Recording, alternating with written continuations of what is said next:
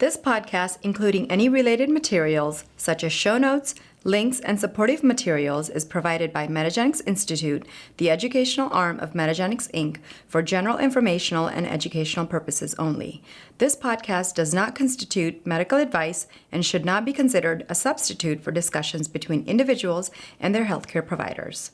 The podcast presenters' views are entirely their own and do not represent the views of Metagenics Institute, Metagenics, or any of their research partners and collaborators, collectively referred to as affiliates. Metagenics Institute and its affiliates do not endorse or recommend any specific healthcare providers, products, or other items or services that may be discussed or mentioned in this podcast. Podcast participants may receive compensation from Metagenics Institute and/or its affiliates. Metagenics products are not intended to diagnose, treat, cure, or prevent any disease. Have you ever wondered about the high cost of functional medicine, both seeing practitioners and also the laboratory testing? Today's guest knows how to solve this problem. What I think is so fresh about your message is that you have a different way. You have a much more affordable, kind of common sense approach to this work. Right. Can you explain? Well, thank you. And I agree. It does seem that functional medicine is way too expensive, unnecessarily so. And we do need to reform this both from the doctor end and from the patient end, because if the consumers are continually educated on this model that you have to do a bunch of testing if you don't feel well, they're going to keep going to the doctor's offices demanding that. And that's going to put this reinforcing pressure on the doctor to do more. With me today on The Practice is Dr. Michael Ruscio, a chiropractor who is leading the charge to make integrative and functional medicine more affordable, effective, and practical.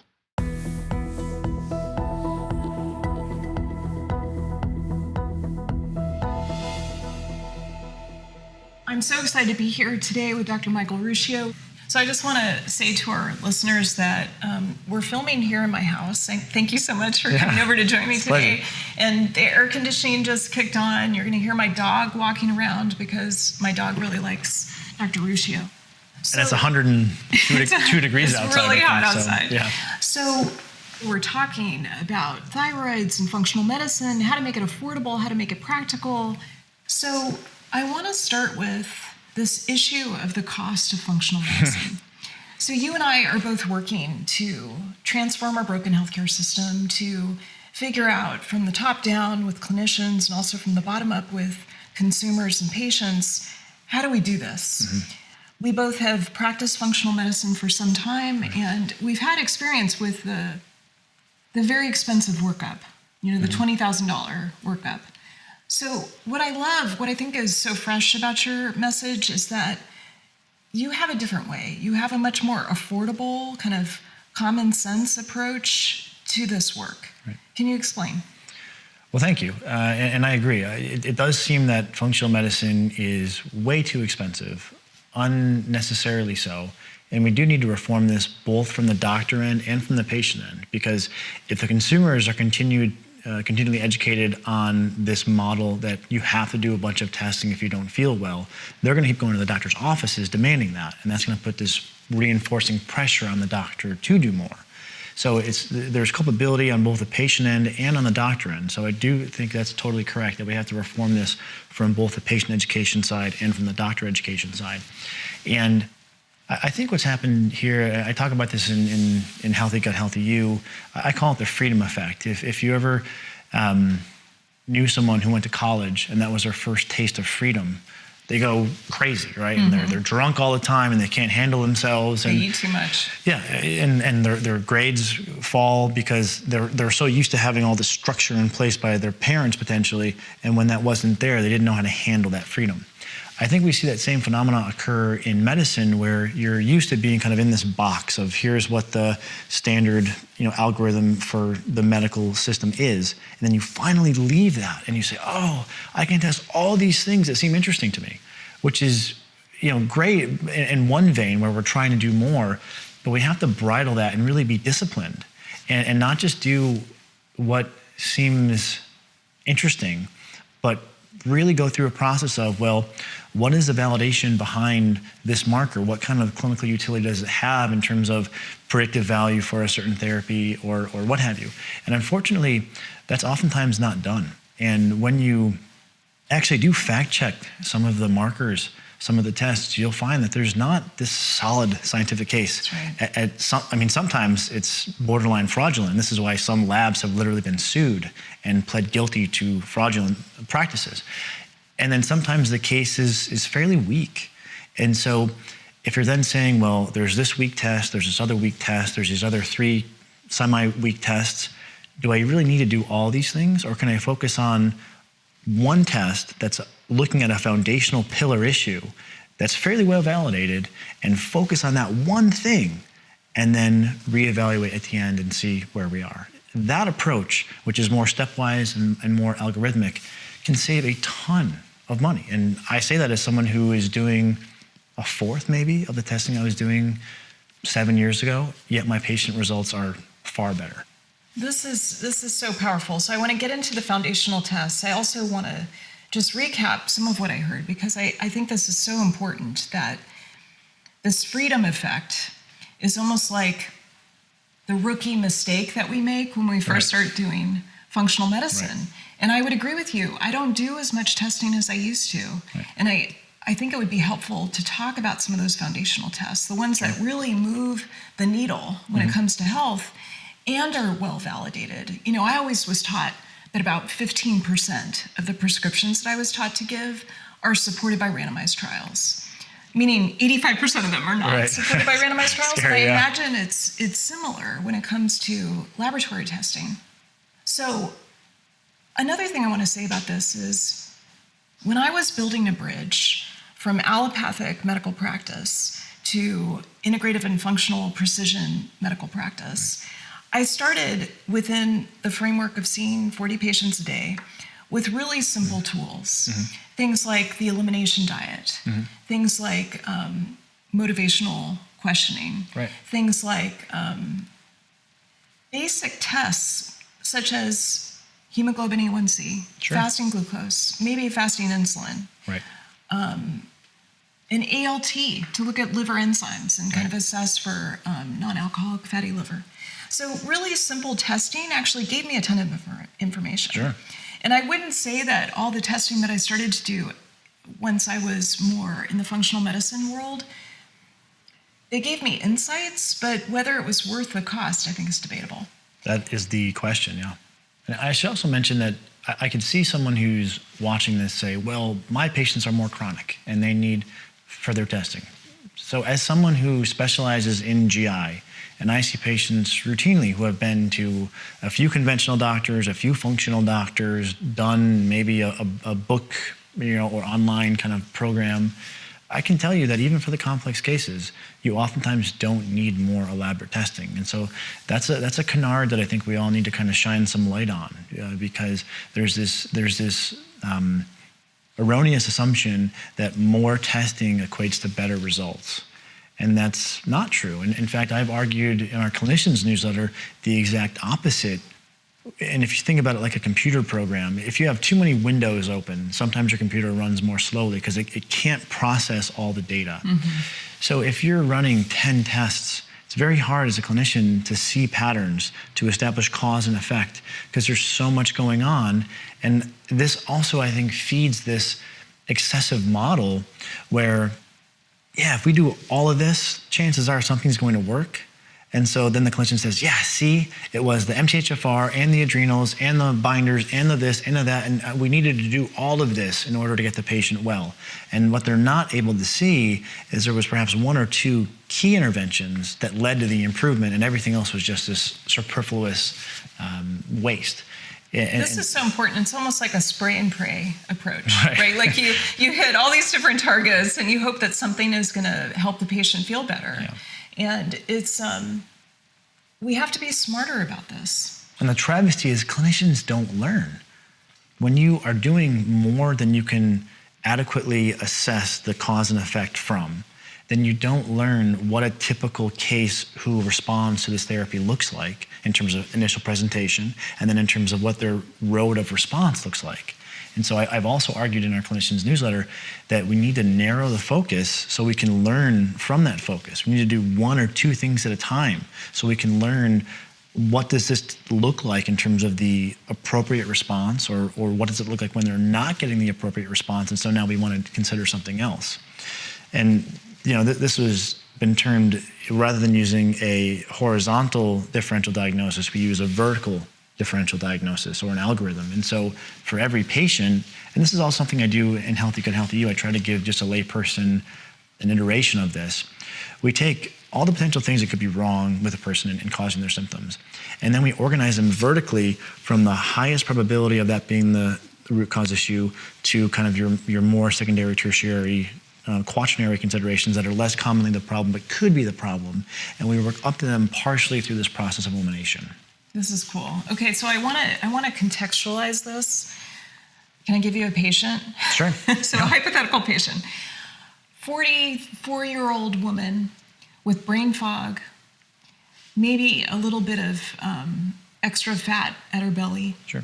So say her body mass index is like 26, 27. Okay. So how do you think through that? I want to hear about maybe some of the key questions that you think are important. I know you would do a full history and exam, but also what are those foundational tests? Sure.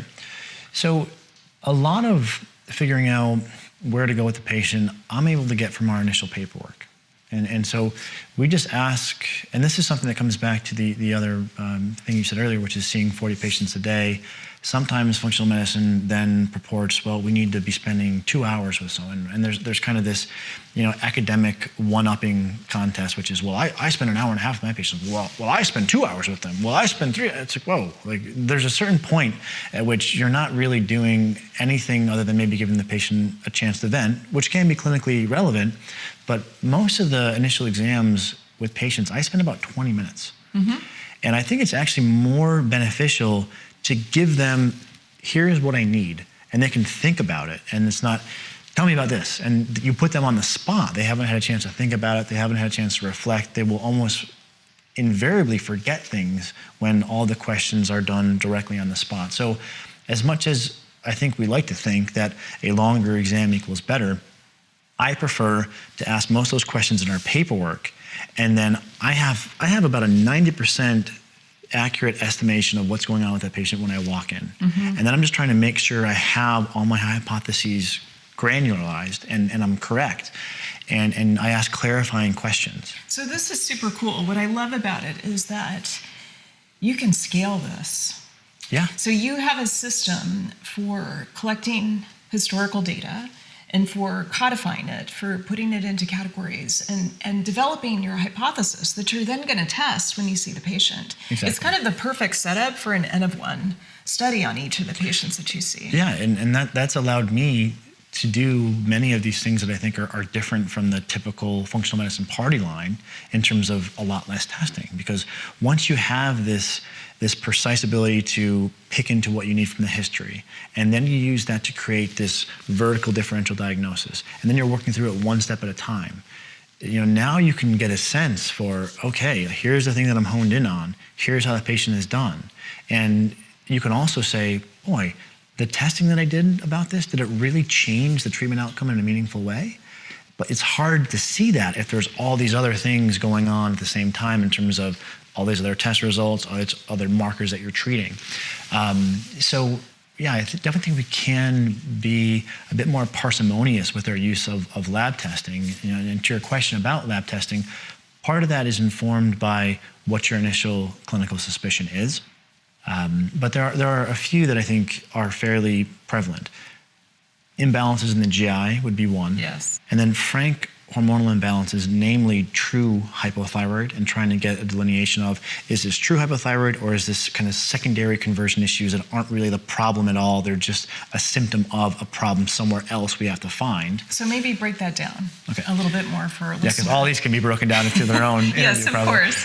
So the thyroid one specifically? I think that would be helpful to talk a bit about the thyroid. Yeah. And what do you mean by that?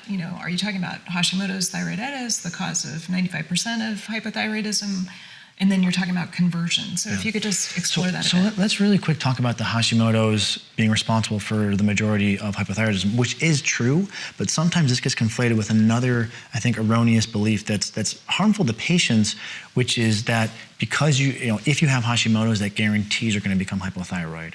And so these are two things that are getting conflated that shouldn't. Agreed. And there was one long-term study in Tehran that really looked at this in a prospective manner, and they found about, I believe it was 9 to 18% of people with Hashimoto's actually became hypothyroid, which I think is really freeing for patients to know. That's super exciting. Which means you're not doomed.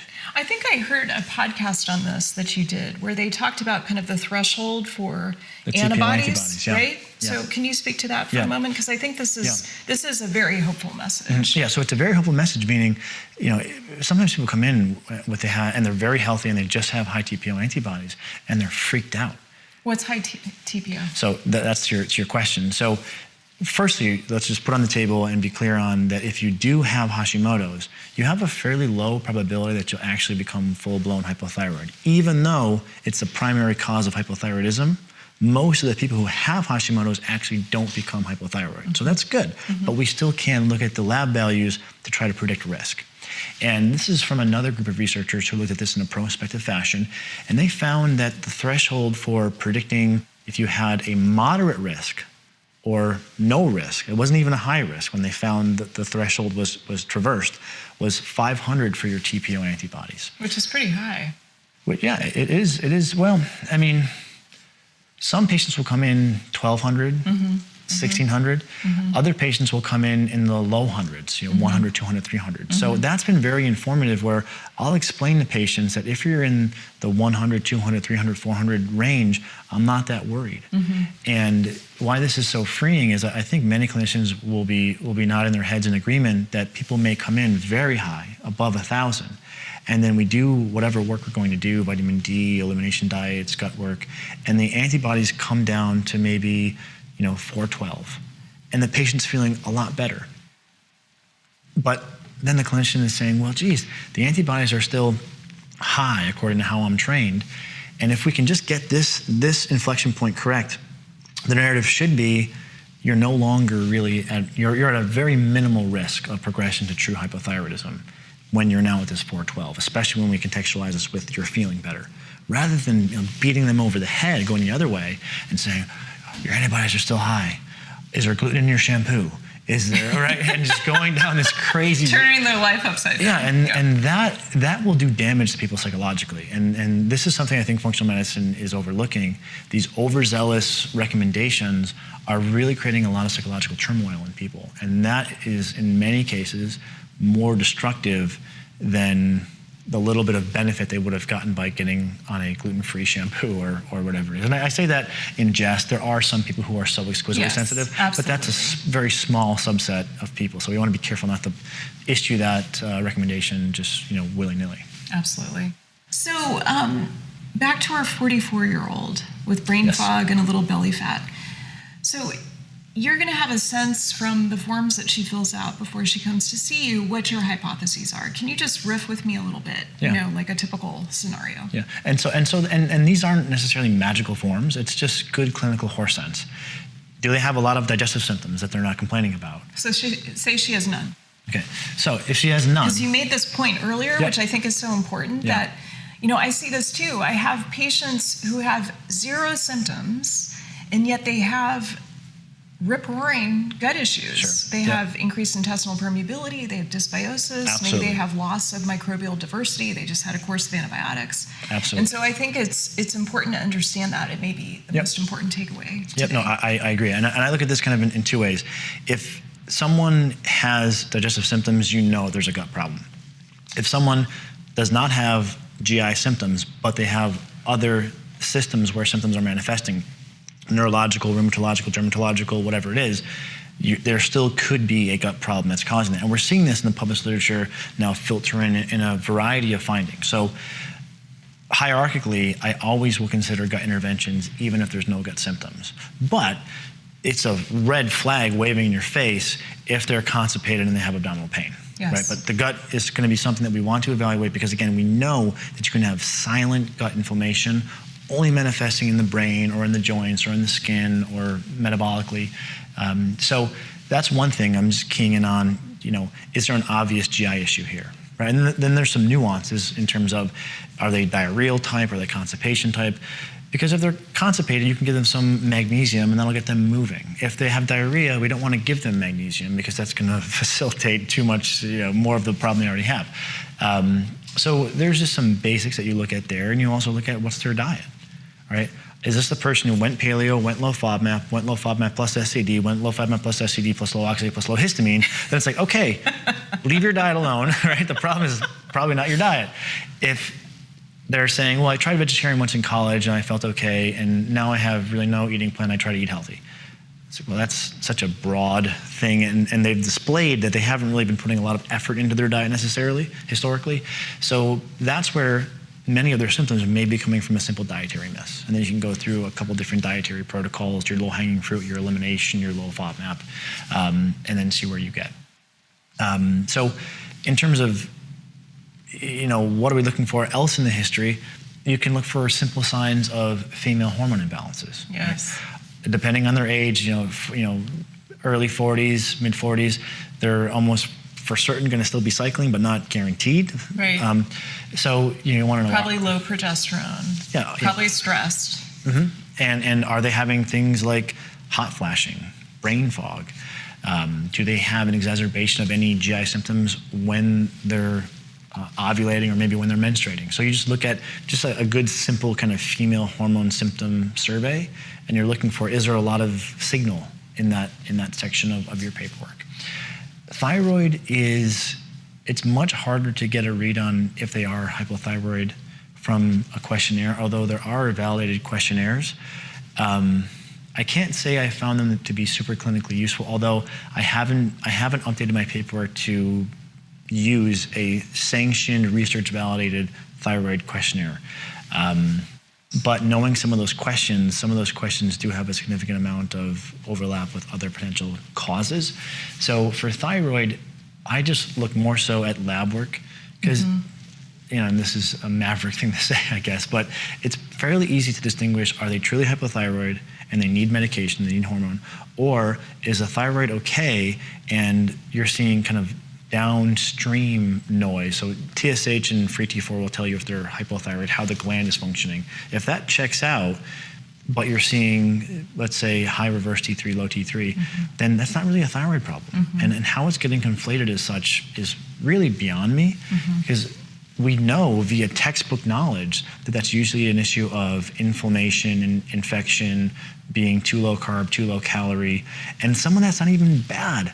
I've talked many times about this great paleo diet and lifestyle study that put people on paleo diet, paleo lifestyle, and they all got healthier. They were sleeping better, they had better energy, they lost body fat, but oh my God, their reverse T3 went up a little bit.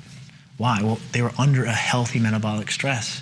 And part of what happens is your body's hormones skew in an adaptation to a stress. But if that's happening in someone who just lost 7 pounds, is sleeping better, and has better energy, then that tells you that the reverse T3 being high is more so an adaptation to this health-promoting kind of hormetic stressor that they're under. And it's not an indicator that the thyroid is broken.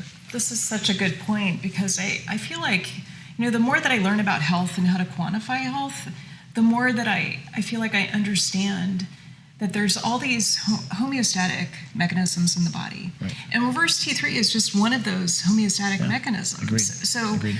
A group of subjects that are put on a paleo diet, paleo lifestyle, the metabolic stress is a good thing. Yeah. Like it's sort of like a hormetic push in a certain direction that's going to help them achieve more metabolic flexibility and be healthier in the long run. Well said. So with the questionnaires that you asked, I'm curious on history, if you're able to differentiate well between those who have, say, primary hypothyroidism versus a conversion issue. Like, do you find that, asking kind of the full spectrum of thyroid questions, not just constipation, but cold and heat intolerance and hair loss. Like, is that helpful? No, I've really found it's not helpful because there are so many other things that can cause those symptoms. Yes, and they're non-specific. They're very non-specific. There are a couple that more so do predict if someone's going to be true hypothyroid, but how hard is it to run a TSH and a free T4? Yes. So that just seems so much easier and more accurate of a play that I will just evaluate TSH and T4. So I'm not saying that there's never a place for combination therapy, but what I'm saying is in the thyroid algorithm, gut should come first before a combination therapy should be administered. And this is because for the patient, they have the highest probability of symptomatic resolution when they follow that progression. Makes sense. So foundational test. We're going to put TSH and T4 into the foundational test category. What else are you going to test this patient for? We should probably talk about what gut testing you could do. Yes, please. So you can do a SIBO breath test, but I don't think we can make an airtight case that you have to do a SIBO breath test. You could do a stool test. Which stool test? So right now, the two that I like the most are Doctor's Data, Parasitology 3X with H. pylori, specifically what I run. That's their culture-based study, or the GI map. And they both have weaknesses. Yes. And they both, I think, are making claims that are slightly ahead of what the evidence fully supports. I think Doctor's Data has slightly better evidence. I think GI map's trying to get there. Essentially, these two tests have kind of been competing in terms of the methodologies. And the MALDI-TOF, which is what Doctor's Data uses, has one study showing it to be superior to PCR, which is the DNA-based GI map test methodology. But the GI map is using an updated version of the PCR, but that hasn't been tested yet. Mm-hmm. So it should be better than the Doctor's Data MALDI-TOF, but that hasn't been documented yet. Mm-hmm. So they're both good tests, don't get me wrong. We're getting into like the cutting edge analysis here of which one is better. They're both good tests. Doctor's Data does have that one study supporting the claim that MALDI-TOF is better than DNA or PCR, which is what GI map uses, but GI map is using an updated version of that, and that might be better. The con with the GI map is that it will report false positive. Can you give some examples of false positives? H. pylori, Salmonella, Shigella, C. diff. You will see false potential. Yeah, I mean, it's not necessarily one organism that is false positive prone.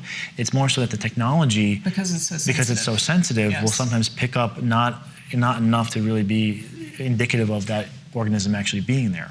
So you have to contextualize the patient results and the patient symptoms. And oftentimes in functional medicine, we're so proclamatory, oh, I found the cause, that we don't really bridle ourselves. It's a big problem in functional medicine. We're all drinking the Kool-Aid, and no one's saying, guys, have you thought about maybe slowing down a little bit? This person is fully asymptomatic, and they're showing that they have a major infection that should cause diarrhea, and you're not seeing the disparity here?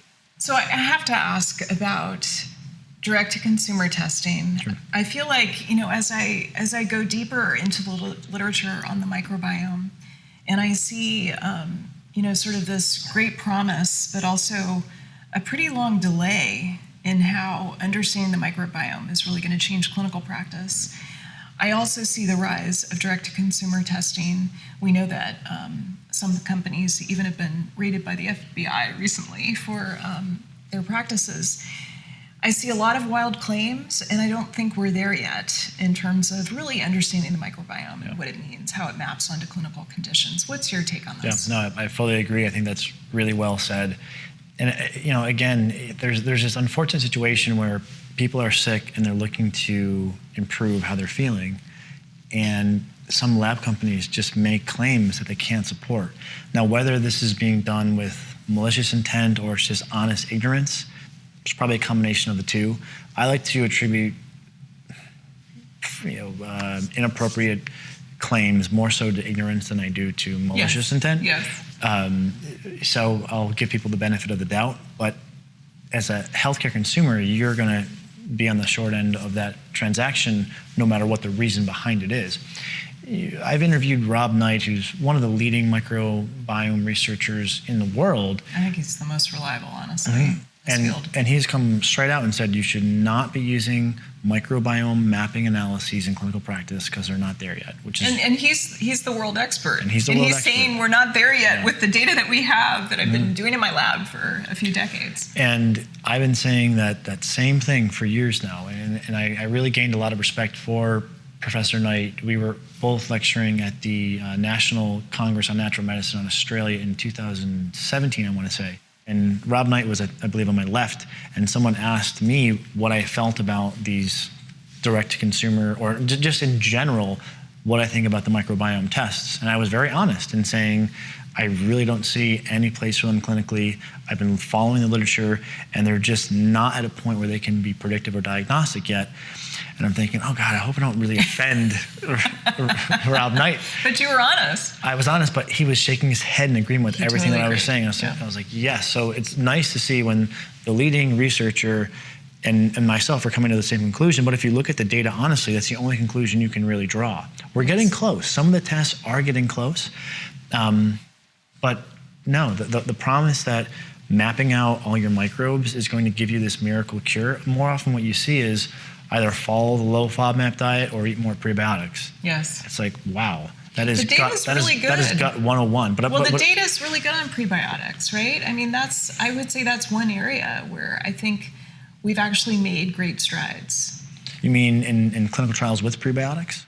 Clinical trials, and I find it clinically. Like, I had this period of time where I was experimenting, like with the ketogenic diet. Right. And I was trying it myself. I did it with my husband. Of course, he had wild success on it. I didn't.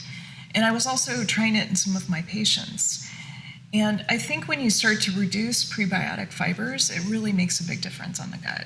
In a bad way. In a bad way. Well, there's also a counter argument that you can make against that. And I think both points are right and both points are a little bit wrong. I mean, the point being prebiotics are good or prebiotics are maybe bad.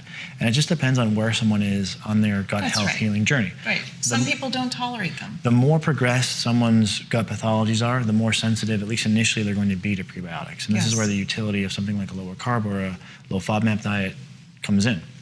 Eventually, we should be moving to the broadest diet possible as the person heals. In healthier populations, it does seem that prebiotic supplementation or just a diet that's higher in fruits and vegetables has merit. But I think the main issue here, the main miss, is that for people who are struggling with poor gut health, they're often told that prebiotics are going to solve all their problems, and that works for the people with very mild gut issues, and it makes people worse who have more advanced gut issues. Yes, So, and it's tricky trying to kind of navigate that, which is why in Healthy Gut, Healthy You, I lay out an algorithm, and there's kind of this fork in the road early on in the book. If you're highly symptomatic, we're going to wait on the prebiotics. If you're only mildly symptomatic, we can give those a trial earlier on, and you have a higher probability of benefiting from those. So there is, I think, that navigation that needs to be adjusted for. Totally agree. How's your intestinal permeability? Via a certain measure, or just because that's a tricky question, right? What's your sense of it? Probably pretty darn good, especially compared to.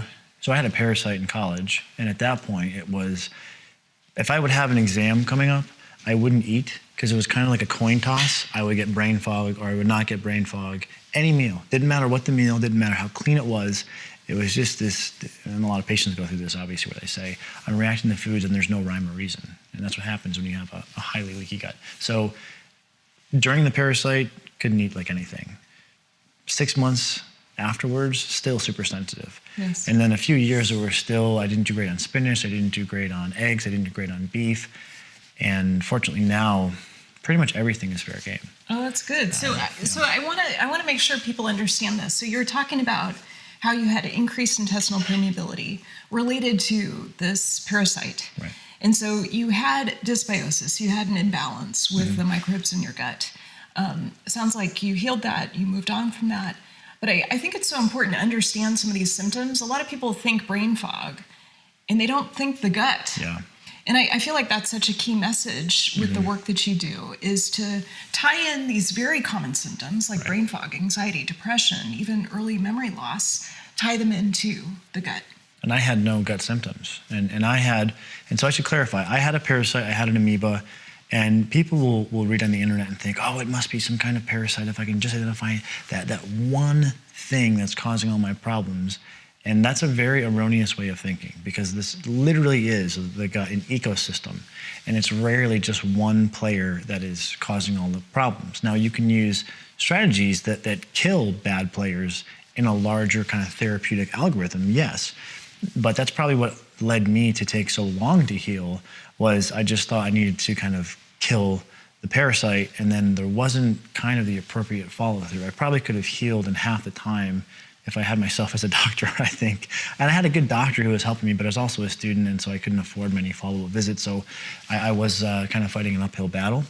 But the point I'm making is that it's not always a parasite. Sometimes there's just these imbalances that we can go to work on. And I say that because I don't want people to get stuck in the trap, as you're kind of alluding to, of thinking that they have to test everything to figure out what the one causative factor is. Because oftentimes it's more, as you said, dysbiosis, where there's this kind of general imbalance, and we have to figure out how do we steer the ecosystem back into this more harmonious equilibrium. It's not like saying, if your garden is dying and you pull out one weed, the whole garden is going to flourish. Obviously, to fix the garden, you need multifactorial interventions. That's right. Rain, sun, shade. It's a great analogy. So let's talk about genomic testing. I feel like, the promise of genomics is a bit like the microbiome, that we're still not quite there yet. There's so many gene-gene interactions. It's so much more complex than, you've got MTHFR, you got to take methylated folate and methylated B vitamins. So where are you in terms of running genomic testing?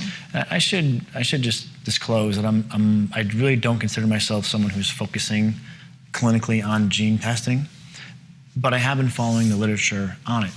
And as best I'm able to read, the clinical trials that are testing the hypotheses aren't really promising. There's a sliver of potentially there could be benefit, and I may be confusing a few of the details here, but the general point will be accurate, which was in an Asian study, large Asian study, they gave people with various MTHFR polymorphisms folic acid, not folate, the battery acid, folic acid that's supposed to be so damaging. And they saw about a 30% reduction in stroke risk. Mm-hmm. So that really cuts a huge hole in the argument that MTHFR A is clinically relevant and B must not ever take folic acid. Mm-hmm. But it did seem that as you went from a more heterozygous to homozygous, so as you had more of these polymorphisms, the improvement seemed to diminish a little bit. So perhaps you could make the case that the more MTHFR polymorphisms they had, the less benefit they derived from folic acid. But all these people were still in the benefit camp. So there's one summary, I want to say it was in the New England Journal of Medicine, that essentially concluded, I believe it was a systematic review, that there's no clinical utility in MTHFR testing. There's also been a few trials that have looked at ApoE4 and 343 testing. And what they're trying to do is say, can we reduce cardiovascular risk markers if we give someone with ApoE4 an ApoE4 tailored diet compared to a healthy reference diet? Yes. No improvement was noted. Yes. The only thing that they saw was there was more dietary compliance when they essentially said, your genes make you at risk for heart attack. So they were scared into being more compliant. So maybe there's utility there in terms of compliance. And then there was also the Diet Fits trial by Christopher Gardner, where they had seen in previous research some indications that polymorphisms may predict insulin sensitivity, and that may allow you to select either you go low carb or you go low fat. Yes. And that failed. Yes. So we're not there yet. When I look at this, I have a hard time reconciling this with the people who are selling courses on genetic testing and treatment. I do like Kara Fitzgerald's approach, which is an upstream way of addressing this. So it's not getting caught in the weeds. It's looking at gut health, it's looking at diet, it's looking at stress, and maybe a few, I believe she calls them methylation balancers. Adaptogens. Yes. So I could see some utility for that. But I do think another area where we're just getting way ahead of ourselves, I wouldn't be able to believe how off the mark the gene testing is if I didn't already see how off the mark the gut claims are. But once I saw how bad that was, I said, well, then it stands to reason this could be as bad as it looks from an outsider's view looking in. Well, I could keep going all day with you today. I know that very clearly, but you have to go back and see patients. Any final thoughts that you want to share? I think it's important for people to be really bridled with the information that they read on the internet and the conclusions they take away from that. Oftentimes, in my experience, patients come in thinking X, Y, or Z situation is far worse than it actually is. They're diagnosed with SIBO and they go, oh, I have SIBO. Like and it's really so much of these markers in functional medicine are suggestive at best, and they're not highly definitive markers. So don't work yourself too much into a frenzy based upon what you read on the internet, because again, I see so much harm being done. I have MTHFR, and so now I'm afraid to I won't eat this protein bar at the airport because I'm starving because it says it's got folic acid. It's like, wow, like when did we get so crazy with these recommendations?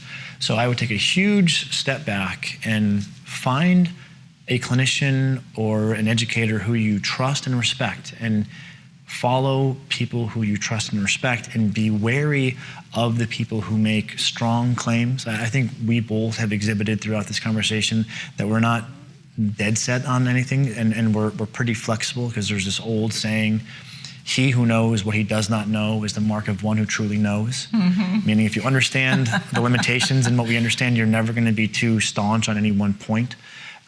So look for these indicators that someone seems to be tempered and cautious and not making strong claims. And also the basics get you so far if you master the basics. I'll give you a quick example. I'm by no means an overweight guy, but I just lost 10 pounds of body fat. And I went from a flat stomach to having abs. Okay, you got my attention. And it wasn't because I used a special supplement. It was because, I started working with a good coach, and he looked at my diet and he was saying, boy, I think you're eating too much fat. And I was. And it was easy and convenient. And for your phenotype, for the way that your genes are interacting with the environment, it was just quite simply, I was eating maybe 1,000 calories more than I needed to a day because the fats just went down so easily. And so they're delicious. Yeah, and so I made a simple change of lots more vegetables in my diet, and that has, I think, improved my energy, and it's also improved my body comp. So I'd rather see people doing things like this than saying, well, I'm MTHFR, and that must be why I'm overweight, because X Guru Online told me that it can cause some sort of aberrancy in the metabolic pathway that affects fat metabolism. Not to say there's never a time and a place for that, but the really detailed thinking where there's this whole biomechanical pathway drawn out, that's not clinical medicine. That's academic research. Clinical medicine is more, took 100 people, 50 did this, 50 did placebo, here's what happened. And now we're going to replicate that, in our office. I would tack on one other thing with that, which is be careful not to pursue health so vigorously that you start to impede the life that you're trying to get healthier to live. Because sometimes what ends up happening is people just reclude, and they kind of damage their life at the expense of getting healthier, and they might actually feel better and healthier if they kept a little bit better of a balance. So much wisdom. How did you get so much wisdom at such a young age? I made a lot of mistakes. Well, thank you. Well, what I appreciate so much is I hear the voice of reason. I've been practicing for about 25 years, and unfortunately, I don't often hear the voice of reason. I really hear it from you. I hear it in your podcast. I hear it in your book, and I'm so grateful for how you're providing that to us. Oh, thank you. I'm grateful to be able to share this with you and your audience. Thank you. Thank you for being with us for this episode of The Practice. You'll find extensive show notes, including links and supportive materials, over at thepracticepodcast.tv. While you're there, explore other topics and use the Ask and Answer button to ask your burning questions and give your insights about the topic. After all, the future of medicine lies in dialogue, not dogma. Let's transform medicine together by connecting on Twitter, Instagram, and Facebook. You'll find all the links at thepracticepodcast.tv. This podcast, including any related materials such as show notes, links, and supportive materials, is provided by Metagenics Institute, the educational arm of Metagenics, Inc., for general informational and educational purposes only. This podcast does not constitute medical advice and should not be considered a substitute for discussions between individuals and their healthcare providers. This podcast does not create a doctor-patient relationship and should not be considered a substitute for the independent professional judgment of any physician or healthcare professional regarding the appropriate course of action for a particular patient or individual. Metagenics does not make any guarantees regarding the accuracy, completeness, or usefulness of this podcast for any particular purpose. Listeners may use this podcast at their own risk, and patients should not disregard or delay seeking advice from their healthcare providers based on the content of this podcast. Participation through the Ask and Answer button is optional, and no participant should feel obligated to provide personal details, including about any diagnosis, symptoms, or other health-related information. Neither Metagenics Institute nor any of its affiliates seek this information, and it is not necessary to participate in the dialogue regarding this podcast. The podcast presenters' views are entirely their own and do not represent the views of Metagenics Institute, Metagenics, or any of its research partners and collaborators, collectively referred to as affiliates. Metagenics Institute and its affiliates do not endorse or recommend any specific healthcare providers, products, or other items or services that may be discussed or mentioned in this podcast. Podcast participants may receive compensation from Metagenics Institute and/or its affiliates. Listening to this podcast does not obligate you to purchase, use, recommend, or prescribe any Metagenics or Metagenics Institute products or services, including their educational materials. Metagenics products are not intended to diagnose, treat, cure, or prevent any disease. Unless approved by Metagenics Institute, this podcast must be used only for personal, non-commercial purposes. This podcast has no independent economic value and is intended to comply with all applicable laws. It may be rescinded, revoked, or amended at any time without notice. Listeners who are patients should talk to their healthcare providers if they have any questions regarding the content discussed in this podcast. Listeners who are healthcare professionals may obtain more information by visiting metagenicsinstitute.com, calling 888-690-8500, or emailing med@metagenicsinstitute.com.